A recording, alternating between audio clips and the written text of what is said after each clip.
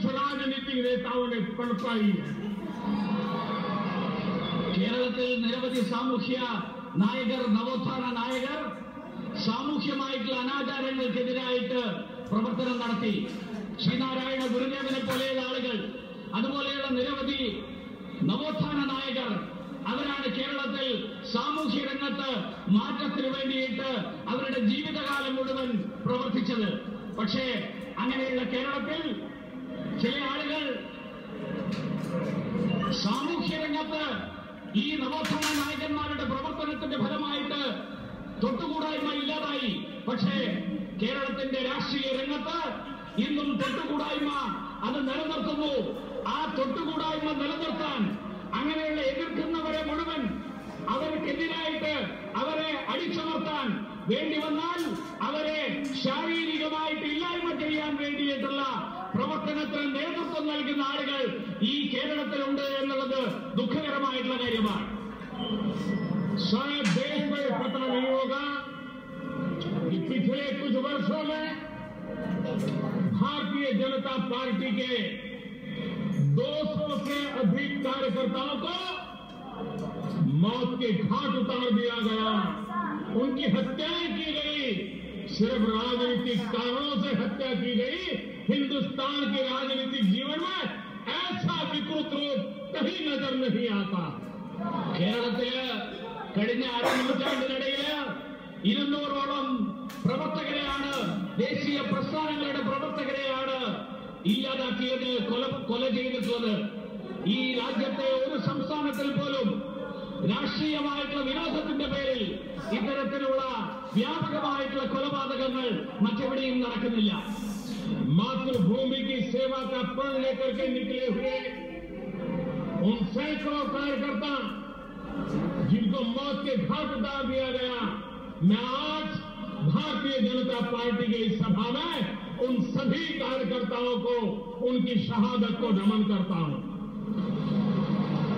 മാതൃ രാജ്യത്തിന് വേണ്ടി, രാഷ്ട്ര സേവനത്തിന് വേണ്ടിയിട്ട് പ്രവർത്തനത്തിന് വേണ്ടി ഇറങ്ങിയ ആ പ്രവർത്തനത്തിൽ, രാഷ്ട്രസേവയുടെ പ്രവർത്തനത്തിന് വേണ്ടിയിട്ട് ഇറങ്ങി പുറപ്പെട്ടു എന്നുള്ള ഒരൊറ്റ കാരണത്തിന്റെ പേരിൽ ജീവൻ അർപ്പിക്കേണ്ടി വന്ന ആ പരശതം പ്രവർത്തകർക്ക്, ആ പരശതം ബലിദാനികൾക്ക് അവരുടെ മുന്നിൽ ശ്രദ്ധാഞ്ജലി അർപ്പിക്കാൻ ഞാൻ ഈ അവസരത്തിൽ ആഗ്രഹിക്കുന്നു.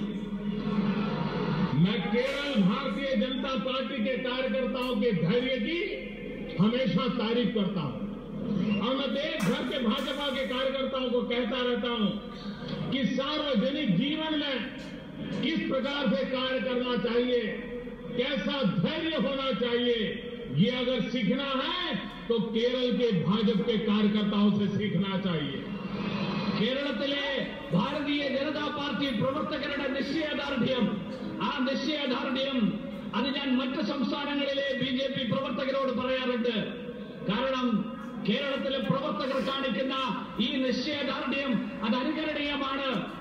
ഈ രാജ്യത്ത് ഏത് സംസ്ഥാനത്താണെങ്കിലും അവിടെയുള്ള BJP പ്രവർത്തകർ മാതൃകയാക്കേണ്ടത് കേരളത്തിലെ പ്രവർത്തകരെയാണ് എന്ന് ഞാൻ അവരോട് പറയാറുണ്ട്. और मैं इसलिए आपको बधाई देता हूं क्योंकि यहां पर चुनाव जीतने की संभावना कहीं नजर नहीं आती थी। कोई पद मिलेगा, प्रतिष्ठा मिलेगी, इसकी कोई संभावनाएं नजर नहीं आती थी।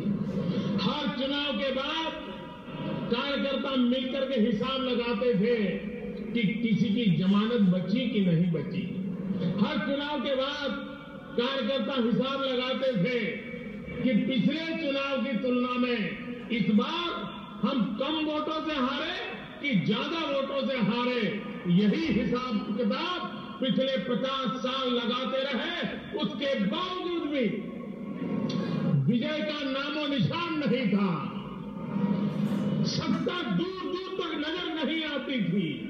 उसके बाद भी भारतीय जनता पार्टी का कार्यकर्ता भारत माता की जय बोलते बोलते अपने आप को खपाता रहा। 4 पीढ़ियां खपा दी। और इसलिए मैं केरल भारतीय जनता पार्टी के इन लक्षावधि कार्यकर्ताओं को പ്രധാനമന്ത്രി നരേന്ദ്രമോദിയുടെ വാക്കുകളിലേക്ക് തിരിച്ചെത്താൻ